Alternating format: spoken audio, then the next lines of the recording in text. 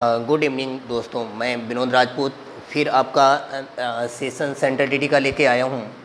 क्योंकि हम अभी तक जो पढ़ रहे थे जूनियर लेवल का ही पढ़ रहे हैं, आज फिर हम एक जूनियर का एक यूनिट एक नंबर का आता है जूनियर सेंट्रल टीटी में कि किस टाइप के प्रश्न आते हैं। क्योंकि कल का जो सेशन था तो हमने आपको पढ़ाया था, एक नॉर्मली क्वेश्चन था, उसके बारे में हमने आपको जानकारी दी थी। आज नए टॉपिक के साथ आ रहे हैं जहाँ पर आपका नया टॉपिक है परसेंटेज से एक नंबर का सवाल आता है। प्रतिशत की बात करते हैं। क्योंकि इसके ज़्यादा गहराई में नहीं जाएंगे। जिस टाइप का सेंट्रल टीटी में अक्सर उन्हीं टाइप के प्रश्नों का इंक्लूड किया जाता है एक बार जो जैसे आते हैं, तो हम थोड़े इनकी बेसिक जानकारी की बात करें। प्रतिशत मतलब होता है आपका, अगर इसके साइन की बात करें तो ये होता है, और इस साइन का अगर मान का बात करें तो 1/100 आपका 100 होता है। ये आपका इसका एक छोटा सा जानकारी है प्रतिशत के बारे में। और मैं इसके बारे में थोड़ा आपको एक फिगर समझाना चाह रहा हूँ, जहाँ से आपको प्रतिशत का मान अगर आप देखें, प्रतिशत को भिन्न में परिवर्तित करना,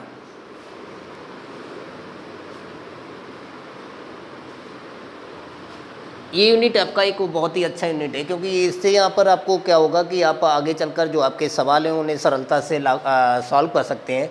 तो प्रतिशत से जैसे मैंने यहाँ पे लिखा कि x परसेंटेज है, तो इसका मान अगर हम देखें फ्रैक्शन में तो आपका क्या हो जाएगा, आपका x/100 हो जाएगा। सिमिलरली अगर हम आगे चलते जाएँ तो आपका यहाँ पे हम 5% की बात करें तो 5% का मतलब हो जाएगा 5/100 हो जाएगा।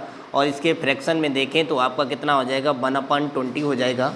अगर मैं यहाँ पे 10% की बात करूँ तो 10% की बात करते हैं तो 10/100 हो जाएगा, और 100 आपका एक जीरो कैंसिल हो जाने पे 1/10 आ जाएगा। और आगे अगर 15% की बात करें तो हमारा 15/100 हो जाएगा, और 5 से डिवाइड करेंगे तो 3 आएगा, और 5 से डिवाइड करेंगे तो 20 आएगा। इसी क्रम में हम आगे बढ़ते चले जाएंगे। तो अगर हम 20 की बात करें, 20% की बात करें तो 20/100 होगा, और 20/100 होगा तो आपका यहाँ पर कैलकुलेट करने के बाद देखेंगे तो ये 1/5 आपका 5 आएगा। 25% की बात करें, सिमिलरली इसी प्रक्रिया को आगे ध्यान में रखते हुए हम आगे प्रक्रिया को बढ़ाते चले जाएंगे, और ये आपका 1/4 हो जाएगा। और आपका 30% की बात करें तो 30/100 होगा, और 30/100 का मतलब होता है आपका 3/10 होगा। 40% आता है, 40% का मतलब होता है आपका 40/100 होगा, और ये आपका मान होगा 2/5 होगा आपका 0 से 0 काटने पर। सिमिलरली इसी में आपके 50% की बात करें तो 50/100 होगा, और इस 0 से 0 और आपका 1/2 हो जाएगा। अगर हम 60% की बात करें तो आपका इसी क्रम में 60/100 हो जाएगा, और आपका 3/5 होगा।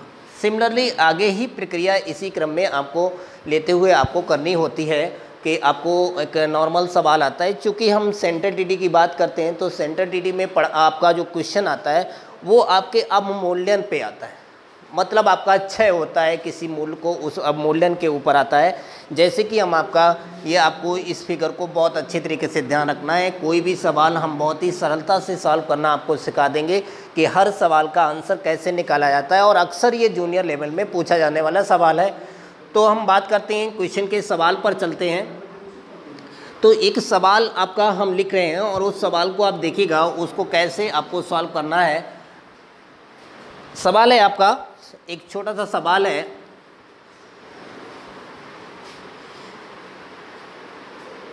किसी मशीन के मूल्य में प्रति वर्ष 10% की दर से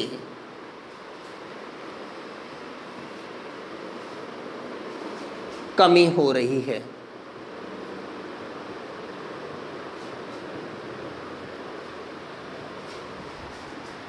यदि मशीन का वर्तमान मूल्य वर्तमान मूल्य 1,00,000 रुपए है तो 2 वर्ष के बाद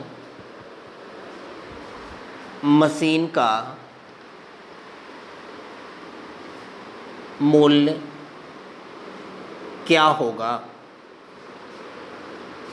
क्या होगा या क्या रह जाएगा। अब देखिएगा, एक ये आपके अवमूल्यन मूल्य की बात करते हैं जहाँ पर क्षय होता चला रहा है। कहने का मतलब, अगर मैं आज वर्तमान की बात कर रहा हूँ, आज 1,00,000 रुपए की कोई वस्तु है और इसको अगर हम 2 साल बाद पूछें, आज के 2 साल वर्तमान की बात करें, तो आपको इसका मूल्य बताना होता है। ये अक्सर आपके जूनियर सेंट्रल डीटी जूनियर में बहुत अधिक बार ये इस टाइप के क्वेश्चन जूनियर लेवल में पूछे गए हैं। और चूँकि हम जूनियर लेवल का ही मैथमेटिक्स इस वक्त आपको हम पढ़ा रहे हैं, तो इस सेशन में देखिएगा कि एक ही बहुत ही अच्छी तरीका है इसका सॉल्व करने का। आप देखिएगा यहाँ पे ये आपका इधर वाला जो मूल्य है वो आपका वर्तमान मूल्य होगा, वर्तमान मूल्य, और इधर वाला 2 वर्ष बाद का मूल्य, 2 वर्ष के बाद का मूल्य। ये आपका टॉपिक है। बात करते हैं प्रतिशत की। ये हमेशा सवाल इस यूनिट से आपका लग जाता है और आप देखिएगा कितना हम सरलतम तरीके से आपको सिखा रहे हैं कि आपको कैसे इनको सॉल्व करना है। 10% की बात करें तो चूँकि अभी थोड़ी देर पहले मैंने 10% को फ्रैक्शन में चेंज करके दिखाया था, 1/10 दिखाया था। बात करते हैं कि इन सवालों को कैसे सॉल्व करना है, तो आप देखिएगा इन सवालों को बहुत ही, एक बार इस यूनिट को सही से समझिएगा और मैं आपको बहुत ही बेसिक तरीके से समझाऊंगा कि आप यह सवाल ऐसे कोई भी तरीके का इस तरीके का सवाल आएगा तो आप आसानी से कर लेंगे। बात करते हैं कि एक मशीन का मूल्य 10 रुपये था, 1 रुपये की उसके मूल्य में कमी हो गई। अवमूल्यन मतलब कमी होना होता है, दर से कमी हो गई तो 10 वाली वस्तु को आज जो अगर मूल्य देखा जाए तो वो कितना रह गया, 9 रुपये रह गया। चूँकि हम 2 साल की बात करते हैं तो 2 साल, यही प्रक्रिया मैं 2 बार दोहरा दूंगा। अगर मैं यहाँ पे 3 वर्ष की बात करता या 4 वर्ष की बात करता तो ये प्रक्रिया को मुझे 4 बार ले जाना था, या 3 वर्ष की बात करते तो 3 बार ले जाना था। क्योंकि इस सवाल को अगर सॉल्व करना है तो आपको मूल्य निकालना है, तो मैंने यहाँ पे मल्टीप्लिकेशन किया तो मेरा ये 100 है और इधर मल्टीप्लिकेशन किया तो 81 है। अगर आप साधारण सी भाषा में समझना चाहें तो आप देखिएगा, ज़रा गौर करिएगा कि एक वस्तु का मूल्य 100 रुपये था, 2 वर्ष बाद कितना रह गया, 81 रुपये रह गया। अब बात करते हैं वर्तमान मूल्य की बात करते हैं, तो वर्तमान मूल्य उस मशीन का था कितना, 1,00,000 रुपये था। कहने का तात्पर्य 100 को आपका 1,00,000 रुपया दिया है आपका ये, तो आपसे यहाँ से 1 बराबर अगर आपको निकालना है तो 1 बराबर आपका कितना हो जाएगा, 1000, और 1 बराबर अगर 1000 है तो 81 बराबर क्या होगा, तो 1000 का आप गुणा कर देंगे तो आपका ये इसका मूल्य जो होगा वो 2 वर्ष बाद कितना रह जाएगा, आपका 81,000 रुपये रह जाएगा। आप देखिएगा, फिर हम आपको फिर से इसी सवाल को दोबारा हम आपको बताते हैं। कह रहा है कि किसी मशीन के मूल्य में प्रतिवर्ष 10% की दर से कमी हो रही है और कहता है कि यदि मशीन का वर्तमान मूल्य 1,00,000 रुपये है तो वो 2 वर्ष बाद उसका मूल्य क्या होगा, ये आपका सवाल था।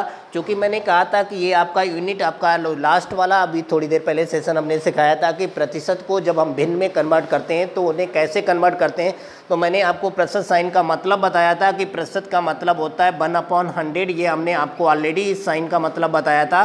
क्योंकि इसका मान निकालना था तो मेरा मान आया 1/10।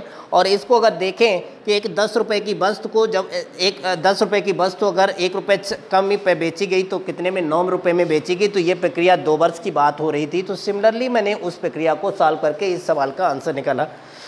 ये आपका सवाल था, थोड़ा हम चेंज किए दे रहे हैं कि मैंने यहाँ पे लिखा है 25% की दर से कमी हो रही है। यदि मशीन का वर्तमान मूल्य अगर आप देखें यहाँ पर, तो यहाँ पे मशीन का जो वर्तमान मूल्य है वो आपको बताना है।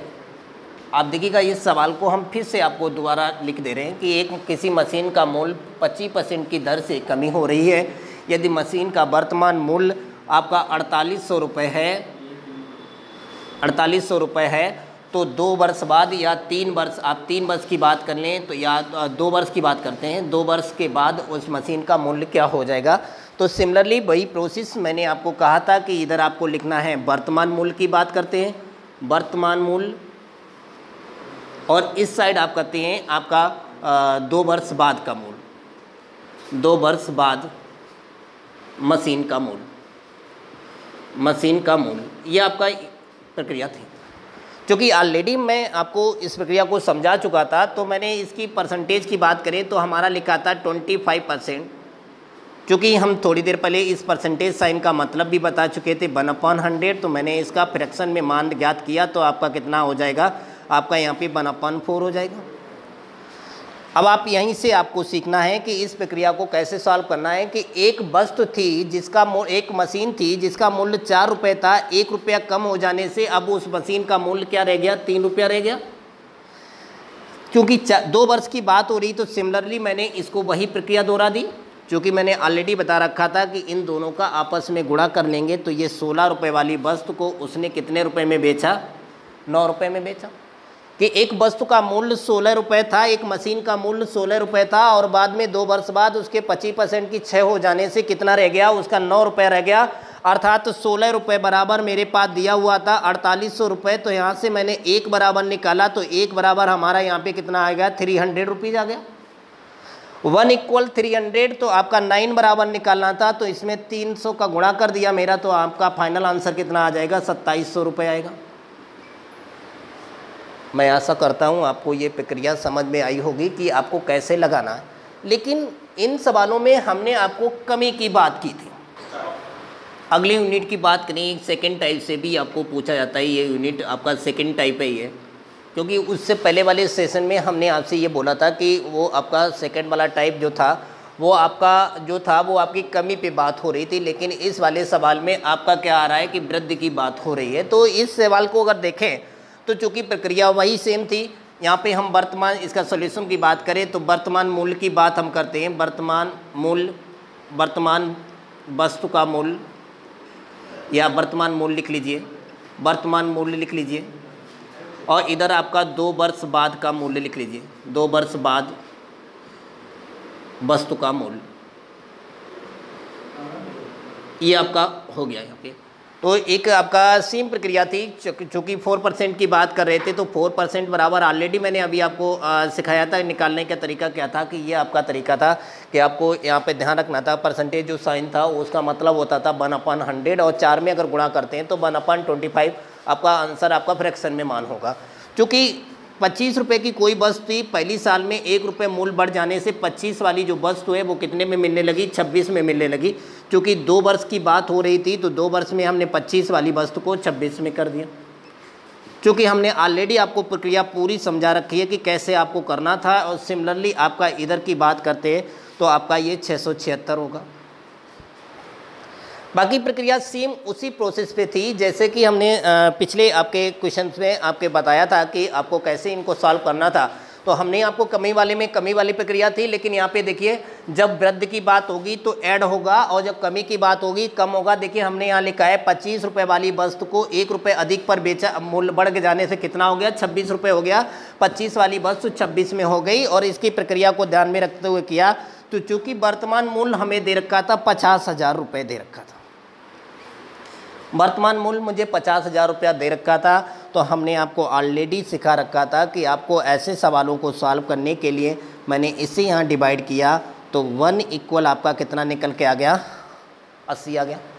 अब 1 बराबर 80 आ गया, तो आपको ये ध्यान रखना था कि हमने आपको ऑलरेडी यही सिखाया है कि आपको 1 बराबर जब प्राप्त हो जाता है उसका डायरेक्ट इसमें गुणा कर देते हैं। तो देखिए आपका 1 0 तो ये रहा, 8 × 48 की 8, 4 आया, 8 × 7 = 56, और 4 आपका 60 हो गया। 8 × 48 और 6 आपको जोड़ना है, तो आपका ये कितना हुआ, 54 हो गया। और आपका फाइनल आंसर कितना आया, 54,080 रुपये की वो वस्तु आपकी हो जाएगी। तो आपको हमने बताया कि ऐसे सवालों को सॉल्व करने का तरीका, जब मूल्य में वृद्धि होती है तो आपको ऐड करना होता है, और जब आपकी क्षय होती है, कमी होती है, मूल्यन होता है और आपका, तो उस वक्त आपको क्या करना है, उसको कम करना होता है। क्योंकि 2 सवाल हमने इस टाइप के आपको कराने हैं, एक और सवाल देख लीजिएगा, इसी टाइप का एक और सवाल है जहाँ पर हम थोड़ा चेंजमेंट किए दे रहे हैं और उस सवाल को आपको लोगों को उसी प्रोसेस में लगाना है कि आपको जो प्रक्रिया है जो लिखा है, किसी वस्तु के मूल्य में प्रतिवर्ष 20% की दर से वृद्धि हो रही है। 20% की दर से वृद्धि हो रही है यदि मशीन का जो वर्तमान मूल्य है वो 62,500 है। तो उसने कहा कि 2 वर्ष बाद या 3 वर्ष, यहाँ पे आपको 3 वर्ष बाद उस मशीन का मूल्य क्या होगा। आपका नेक्स्ट सवाल है जहाँ पर हमने अभी 3 सवाल जो लगाए थे वो हमने दोनों आपके तीनों सवालों को हमने 2 वर्ष के ऊपर लगाया था, 2 ईयर। आज हम बात करते हैं, अब हम आपके इस अगले सवाल में बात करते हैं 3 ईयर की बात करते हैं कि 3 ईयर में अगर हो तो उसको कैसे लगाना होगा। और देखिएगा प्रक्रिया आपकी सेम वही होती है, क्योंकि हमने ऑलरेडी आपको बता रखा था कि जब 2 वर्ष की बात होगी तो प्रक्रिया को 2 बार दोहराना था, अगर 3 वर्ष की बात होगी तो प्रक्रिया को 3 बार दोहराना था, अगर 4 वर्ष की बात होती तो उसी क्रम को आपको आगे ले जाना होता था। बात करते हैं इस सवाल की, चूँकि 20% है तो मैंने इसका P/Q रूप बताया था कि 1/, आपका 5 होगा। कहने का तात्पर्य वृद्धि की बात हो रही तो मैं ऑलरेडी बता रखा था, जब वृद्धि होगी तो जुड़ जाता है और कमी होती है तो माइनस हो जाता है। तो मैंने क्या किया, यहाँ पे 5 रुपये एक वस्तु का मूल्य था, 1 रुपया बढ़ जाने से उस वस्तु का मूल्य कितना हो गया, 6 रुपया हो गया। चूँकि 3 वर्ष की बात हो रही थी तो प्रक्रिया को मैंने बताया था कि आपको 3 बार दोहराना था, तो ये आपका कर दिया मैंने। जब इधर की कैलकुलेट किया तो मेरा हुआ 125 हुआ और इधर मैंने 125 हुआ और इधर मैंने जब किया तो 216 हुआ। बाकी प्रक्रिया आप ध्यान रखिएगा, जैसे हमने ऑलरेडी आपके सवालों में सिखा रखा था। तो मैंने यहाँ पे आपका ये वर्तमान मूल्य की बात हो रही थी, तो वर्तमान मूल्य में मैंने देखा कि 125 बराबर 62,500 रुपये दिया हुआ था, तो उसने 216 बराबर निकाला था। जो मैंने इसको कैलकुलेट किया तो मेरा ये बन रहा था 5 टाइम्स गया यानी 500 हो गया, यानी कहने का मतलब 1 = 500 हो गया। तो इसके बराबर आपसे पूछा था तो यहाँ पे आपको 500 का गुणा करना था। तो 5 × 6 = 30 और 5 × 5 और 3 आपका 8 हो गया और 5 आपका 2 × 10 और ये आपका ये हो गया। तो आपके उस मशीन का जो मूल्य आएगा वो कितना आएगा, 1,08,000 रुपये इसका मूल्य होगा। तो ये जो आपके ये सवाल, इस टाइप के सवाल जूनियर लेवल सेंट्रल DD में बहुत अधिक बार पूछे भी गए, तो मैंने उसी प्रक्रिया को ध्यान में रख के आपको किया है। और यही सेम प्रक्रिया आपका हमने देखा, एक बार सवाल आपसे सेंट्रल DD के जूनियर आपके सेशन में जो पूछा गया था, वहाँ पे आपसे ये पूछा गया था कि जनसंख्या पे आधारित प्रश्न, बिल्कुल सिमिलरली इसी प्रोसेस पे वो लगाया जाता है। जैसा कि एक आप देखिएगा, इसी में हम आपको अगले आपके सवाल की तरफ लेके चलें, जहाँ पर आपके इसी प्रक्रिया को परसेंटेज में ही ये प्रोसेस आती है, जहाँ पर आपकी जनसंख्या पे आधारित क्वेश्चंस होते हैं। आपका ये 3rd यूनिट आपका यहाँ पे आता है, यूनिट आपका 3rd है जो यहाँ पे होता है जनसंख्या पर आधारित।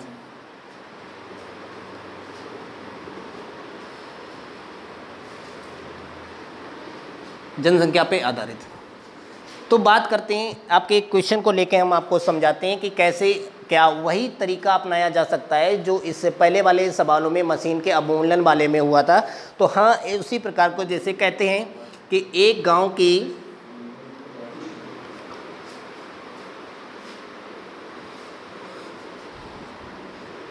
जनसंख्या में प्रतिवर्ष 10% की दर से वृद्धि हो रही है।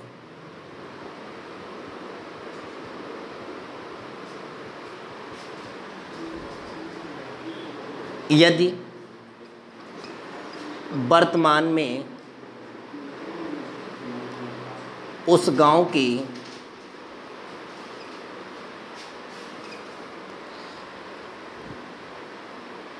जनसंख्या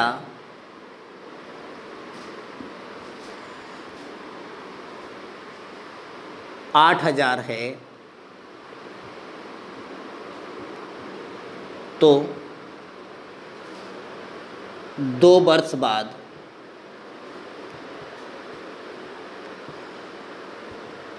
उस गांव की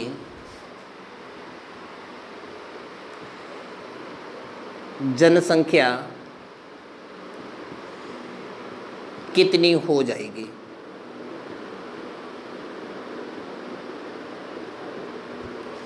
अब देख लीजिएगा, मैंने ऑलरेडी आपको लिख रखा हुआ है। सवाल आपका कहा है कि एक गांव की जनसंख्या थी और वो आपकी प्रतिवर्ष 10% की दर से वृद्धि हो रही है उसमें, और वर्तमान में उस गांव की जनसंख्या जो दे रखी है वो 8,000 बता रखा है, और कहता है कि 2 वर्ष बाद उसकी जनसंख्या क्या हो जाएगी। बाद की बात होती है, तो चूँकि हमने आपको कहा था कि जब जनसंख्या की बात होती है तो वर्तमान जनसंख्या और इधर आपका होगा 2 वर्ष बाद, 2 वर्ष बाद जनसंख्या।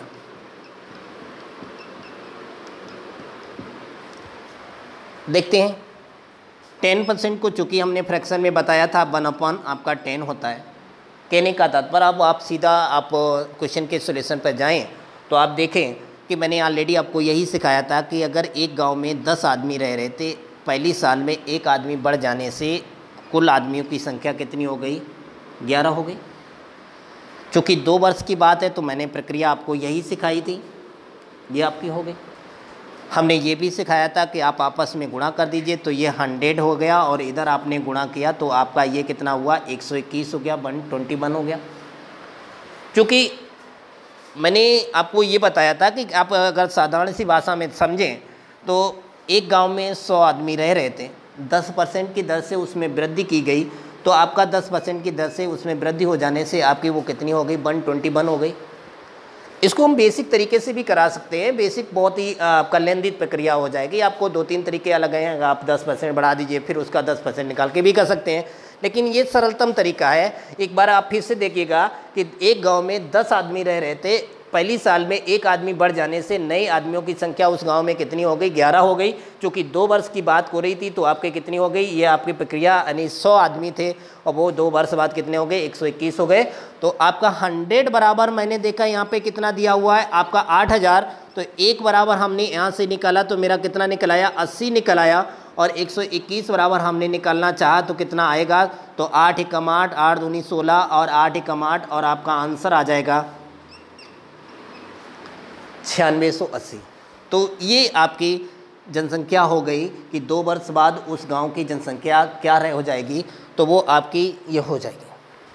सेम प्रोसेस आपके सवालों में है, जैसे कि हमने आपका वस्तु के मूल्य या मशीन के मूल्य के क्षय की बात की, सिमिलरली उसी प्रोसेस पे आप कर सकते हैं। इसको आप जनसंख्या में भी वही प्रोसेस लगा सकते हैं और वो आपका इस सवाल पे भी थैंक यू। आपको ये चीज़ें आपको समझ में आई होंगी। अगले हम नेक्स्ट सेशन के साथ आपसे फिर मुलाकात करेंगे। Thank you.